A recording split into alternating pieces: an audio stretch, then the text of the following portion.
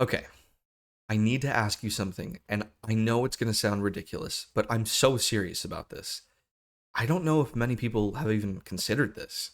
If aliens are so smart, if they've mastered interstellar travel, defied our complete understanding of physics, and possibly they've been observing us for centuries upon centuries, why do they keep showing up naked? I'm serious. Think about almost every depiction of a gray alien you've ever seen. Every abduction report, every sketch, every alleged photograph. What are they wearing? 9 times out of 10, nothing. They're just there. Smooth gray skin, big black almond shaped eyes, spindly little limbs, and not a stitch of clothing. No tool belt, no helmet, no uniform, no equipment of any kind, actually. We're often so focused on what they look like, we never stop to ask, where is their stuff? This question has been eating at me for a while, and a few months ago, I actually posted about it over on Reddit, specifically on r/aliens. It got 25,000 views, and hundreds of comments later, the community tore me up. But they helped answer this question. Honestly, they changed my mind on quite a few things, and they opened my eyes to things I didn't even think to ask. So today, I really want to walk through this whole question, the theories. The silly observation is actually not so silly, and it might tell us something about the nature of non-human intelligence.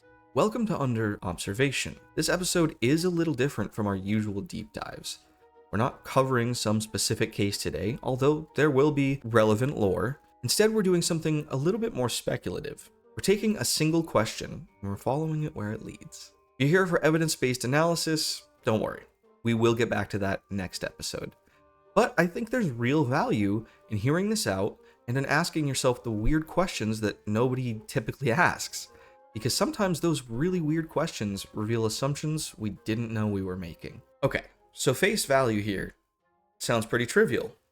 Why aren't they wearing clothes? We're talking about beings that, if the reports are even partially accurate, have technology capable of crossing interstellar distances, hovering completely silently above our oceans, and outmaneuvering our fastest military jets, possibly even manipulating space-time itself?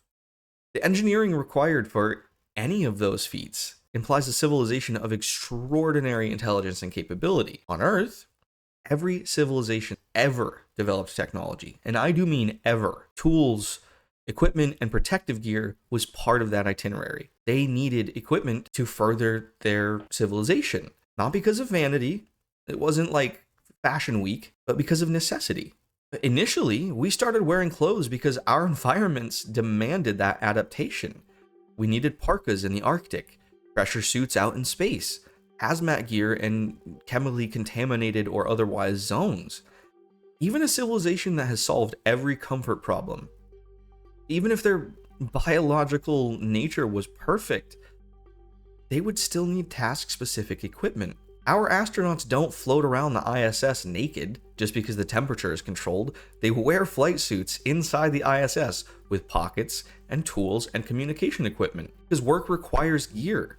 So when we look at descriptions of gray aliens and see beings with absolutely nothing, no visible technology, no garments, no equipment, no accessories of any kind, either one of two things is true. Our assumption that intelligence requires external tools is completely wrong, doubt it, or we are misunderstanding what we're looking at. When I first started thinking about this, my assumption was basically that the naked gray, quote unquote, was evidence of the whole thing being kind of fabricated. Like, my whole plot in the post was, if they're so smart, why are they here and naked? It doesn't make sense.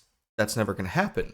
It looked like something a human would imagine if you were making up an alien from your mind. Something foreign, something weird, simple, featureless. No details because, hey, the person inventing it didn't really think that far. Could partially be true, but the more I dug into the actual abduction reports, the more I realized that the naked gray is not so universal. And the cases where there is clothing described are actually way more interesting than the cases where there isn't. More depth, more evidence used lightly here, and they're just more abundant in detail.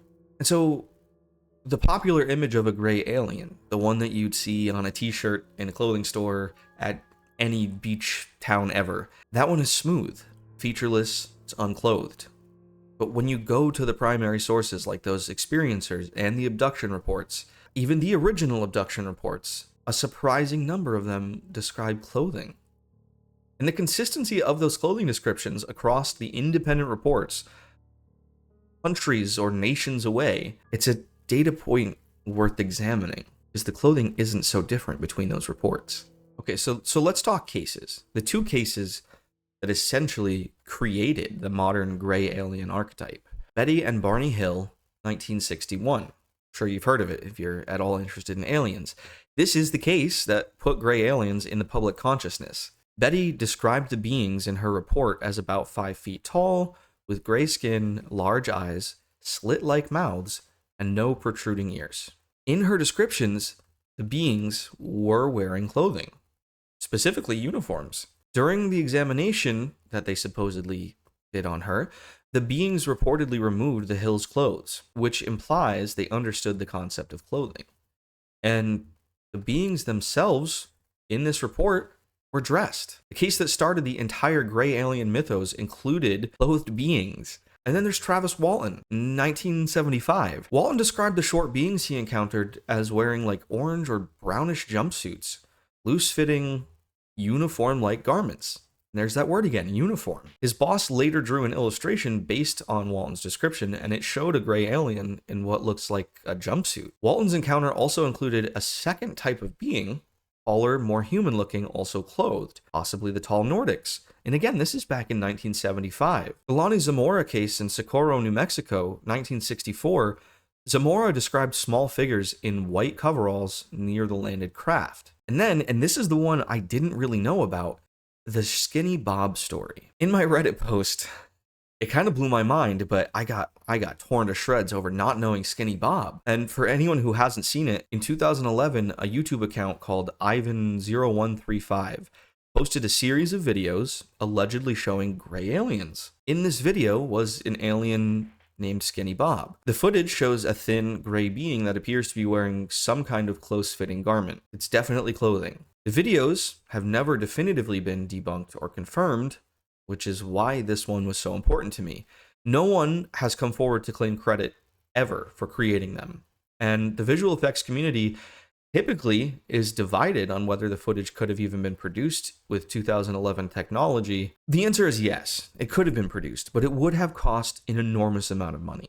I mean, whether Skinny Bob is real or not, the figure in that video is wearing something. And for no one to claim creation of it, why were they testing the waters? Why did you make it that way? This was a pretty early on hoax. Now, granted, YouTube back in 2011 and even earlier was full of paranormal hoaxes and edited videos and yada yada yada. You know, After Effects existed, right? We all knew about Adobe products and visual effects, but it was not common. So this video wasn't happenstance, and for no special effects team to claim it, it's a little weird. And even back then, the creator thought clothing was part of it. So if multiple of the foundational reports like Walton's and the Hills describe grays wearing clothing, usually tight-fitting, uniform-like garments in gray, black, sometimes even dark blue, where the heck did the naked gray image come from? I think the answer might be a combination of a few things. First, the clothing described is so form-fitting and so close to skin color that in low light, in a high-stress encounter, it's genuinely difficult to distinguish from bare skin. Several commenters on the Reddit post actually made this point. It's a pretty good one, I think. If you're terrified being abducted by aliens or even just experiencing, it's dark and the being in front of you is wearing a skin-tight gray suit over what is probably gray skin, you're probably not going to notice the seams. It's like a second skin. Secondly, pop culture completely simplified the image. The gray alien became an icon, a logo, a cult, essentially. And logos work best when they're simple. Simple geometry is easily identifiable. The cultural image stripped away the details that original reports included with intention. They meant to take those details away. And third, and this one is a little bit more interesting, some of the beings described in encounters may genuinely not be wearing anything, because they may not be the same kind of entity as the ones that are wearing clothes, which brings us actually to the avatar theory. One of the most compelling theories that came out of the Reddit discussion, and one that actually shows up repeatedly in the broader UAP community, is the idea that some gray aliens aren't autonomous beings. They don't have agency. They're avatars. They're basically biological drones, remotely operated vehicles shaped like organisms. The logic kind of goes like this. If you're an advanced civilization and you want to study a planet with a potentially hostile or biologically incompatible environment, you don't send your own people. You build a purpose-made biological suit, a unit, something that can survive in the target atmosphere, carry out tasks, and relay all of that sensory information back to the operator. So yeah, a biological drone. Under this theory, the gray body is the equipment. That's the tool. It doesn't need clothes because it's already an engineered suit. It's a complete unit. The large eyes are sensors. The lack of, bear with me here, but the lack of visible genitalia or digestive features, right? They have a slit for a mouth. They're not really eating much. Makes sense because their body doesn't need to reproduce or sustain life long term. It's a tool. It's not a person. And that matches a lot with some details from different encounters where these small gray aliens move all wobbly and weird and mechanical almost. And the Travis Walton case has a detail that fits this theory eerily well. Walton described the short gray beings moving toward him in a coordinated, almost mechanical way. When he picked up a cylindrical object and threatened to hit them, they all stopped, turned around, and left in unison. Like someone hit a pause on a remote control. They were like, nope, back out.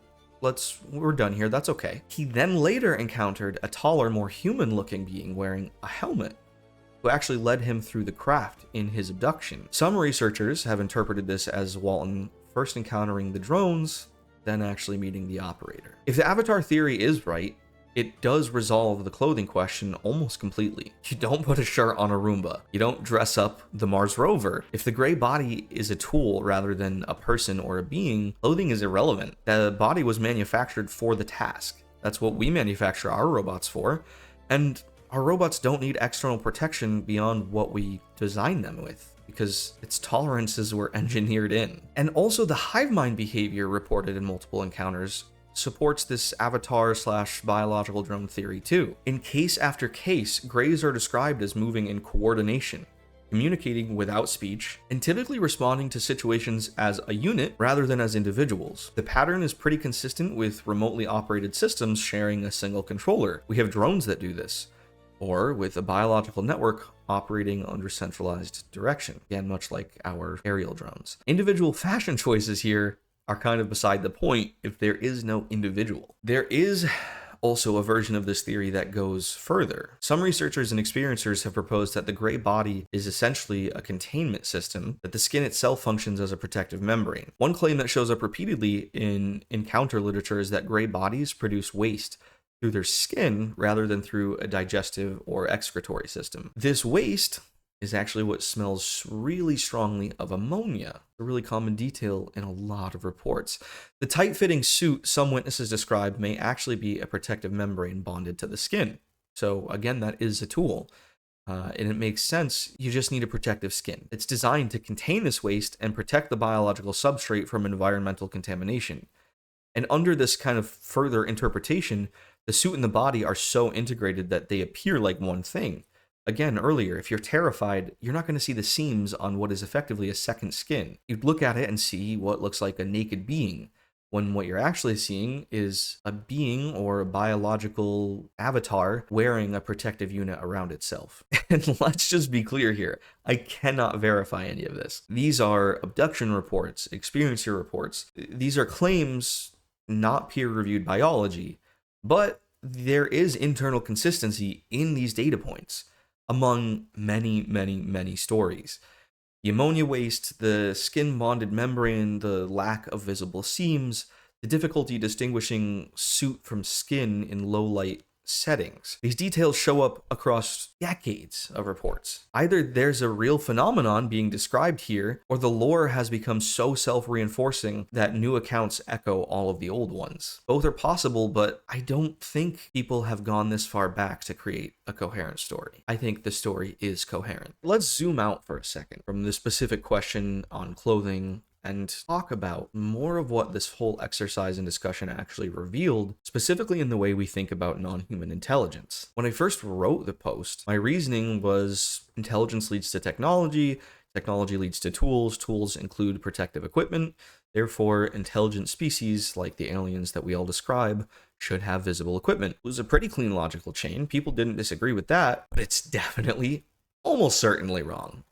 Or at least it's only true for intelligence that evolved the way we did, anthropomorphized intelligence. One commenter who got a lot of traction pushed back really hard on that. They said, and sort of paraphrasing here, but we keep explaining human solutions as if they're universal laws. Clothing is not evidence of intelligence. It's evidence of a very specific evolutionary limitation. And they were right. Think about it this way. We wear clothes because we're tropical primates who migrated into environments we were not biologically equipped for. We needed the external insulation because our bodies could not adapt fast enough. What if an organism evolved differently than us? What if its skin was already resistant to temperature extremes, radiation, to atmospheric variation? What if its biology included built-in UV protection? Birds can see UV, maybe they understand the entirety of UV and how to protect. Or built-in pressure regulation for the atmospheres, built-in everything. For a species that we don't understand, clothing may very well not be a sign of intelligence at all. It's a sign of inefficiency. Like tropical primates that want to go somewhere cold. They probably look at us putting on jackets and think there's something broken. And it extends beyond clothing too. We assume intelligent aliens would have writing because we as humans needed writing to transmit our knowledge. But a telepathic species wouldn't need writing. We assume they'd have roads and vehicles because we needed physical transportation infrastructure. But a species with the ability to manipulate gravity or space-time itself does not need a road. We assume that they'd have social hierarchies and political systems because we needed those things to coordinate large groups. But a network of minds, or a hive mind, not necessarily constrained to one another, wouldn't need politics. They'd already be aligned. The further you push this, the more you realize that most of what we consider markers of civilization are actually markers of specifically human limitations that we solved with external tools or inherited from our primate ancestors. They needed social hierarchy. We still need that. If their biology didn't command it, we might not need or understand that. So this is kind of what I mean when I say the clothing question matters way more than it sounds like it should. It's not really about the clothes. It's about the assumptions we bring to the entire topic of non-human intelligence. When we imagine, as humans, advanced aliens, we tend to imagine advanced humans, beings that think like us, but better. Beings that have our needs, but with better solutions. Beings that look a little different, but live fundamentally the same. And every single time we do that, we're potentially blinding ourselves to what true non-human intelligence might actually be. Jacques Vallée has been making this argument for decades, that the phenomenon may not be what it appears to be, and it just adapts to our cultural expectations. That our frameworks, which I constantly say, we don't have the framework for understanding this, that is really because Jacques Vallée inspired me, but frameworks for understanding it are hopelessly anthropocentric. The gray aliens as we imagine them, humanoid, bipedal, with recognizable features like eyes and hands. That itself might be a projection. Maybe they don't need those things to navigate the universe. Or it might be a deliberately chosen form designed to be comprehensible to us without being identical to us. Either way, I mean, assuming we can reason about their needs based on our own, I think is a huge mistake, and it's going to lead us in the wrong direction. Another commenter on my post said something that really stuck with me. They said naked is a human concept. It kind of dismantled the entire premise of my post, which is how we got to the furtherments of their technology. The idea that a being needs to wear anything assumes that its default state is incomplete or really vulnerable, that it needs to augment its own reality. But what if the being's default state is optimized? What if that's how they got ahead? What if the concept of being undressed just doesn't apply to them? We don't look at a dolphin and think, why isn't it wearing anything? We accept that the dolphin's body is the interface in which it navigates its environment. If grays are just biological drones, or if their biology is so sufficiently advanced, the same logic really does apply. But, and this is where I push back on all of my own pushbacks, there's a limit to this reasoning chain. You can't just say they're beyond our comprehension and call it a day. That's a thought-terminating cliche. It's lazy. It's broken. Even if their biology is radically different from ours, the universe still has physics, some of which we understand, a lot of which we don't, but a lot of which we do. Environments, no matter where you look, still have hazards. What's a hazard to us may not be a hazard to them, but there are hazards. There are different environments. Tasks in different environments that you're not built for require tools. At some point, even the most advanced organism needs to interact with at least a physical reality in ways that require external technology. The question is whether we'd recognize the technology if we saw it, or whether it's so integrated into the organism that we mistake it for biology. I almost wonder if that's what this sentient plasmoid life is doing. Hey, what's going on here? For those of you watching on YouTube, you didn't tell me my hair was getting all crazy. Okay, so clearly there's not much skepticism in this episode, which is the reason for this podcast. It's to meet the real phenomena. This is a very real phenomenon with enough skepticism that at the end of the day, we'll have some type of proof. Maybe we never will, but that's the goal. So I want to close, naturally, with something meta. Something about how we do this work, whether we're researchers, podcasters, or just people on Reddit trying to make sense of all of this. The reason I posted that question on Reddit wasn't because I thought I'd cracked the code on some great mystery. It was because I noticed assumptions I was personally making, that the popular image of gray aliens didn't make sense to me, and I wanted to stress test that theory. As a scientist and an engineer, our assumptions need to be stress tested. And what happened in that post was exactly what should happen in healthy intellectual communities. People showed me where I was wrong, they highlighted and appreciated where I was right, and we developed the question further beyond why are aliens naked. I was wrong about a lot of things, specifically about gray beings universally being described as naked. I was very, very wrong about that. Multiple foundational cases included those descriptions of clothing, those uniforms, those jumpsuits. There was a gap in my knowledge, and the community helped me fill it. I was right that the question revealed something important, and was the gap between the popular image and the primary source descriptions tells us something about how cultural simplification completely distorts our understanding of anything, really. And the pieces I had never considered before, the avatar hypothesis that these grays were biological drones, which is perfectly plausible from advanced civilizations. The integrated biosuit theory where they just protect their skin, which is itself a technology. The fundamental challenge to anthropocentric reasoning, because, hey, at the end of the day, I'm a human. My silly, stupid human brain cannot comprehend aliens from other planets that are millions of years ahead in technology.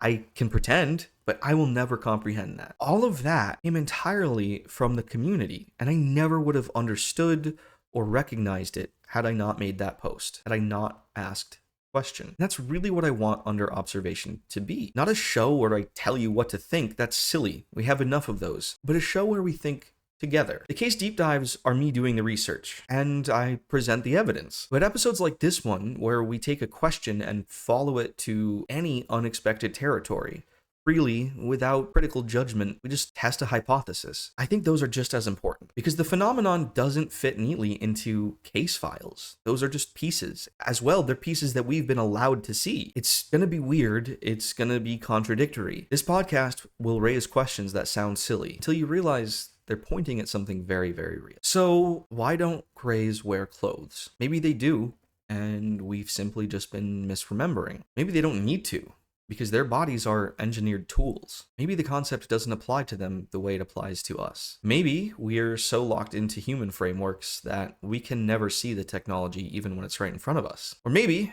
and this is the possibility I think I'm going to stick to, the answer tells us less about them and more about us, about the limits of our perception. We are tropical primates. We are not made to comprehend the universe. It tells us about the limits of our imagination and our willingness to question the pictures we've already built in our heads. In the last episode, I mentioned how humans love to put things in boxes. And when we can't put something in a neatly organized box, we lose it. So that's where the real work comes in. It's not just collecting evidence, it's examining the lens through which we look at that evidence. Now, if by this point you're thinking, oh God, this guy just spent 30 minutes talking about alien clothing. Yeah, I did. And I'd argue it was worth it, because the question forced me, and us, if you listened all the way through, to confront how we think about intelligence, biology, and the nature of beings at the center of this entire thing. The small questions crack open the biggest ideas. I really want to thank everyone from r/aliens. That community engaged with my original post and you made me smarter. So thank you. This episode would not exist without that conversation. Guys, we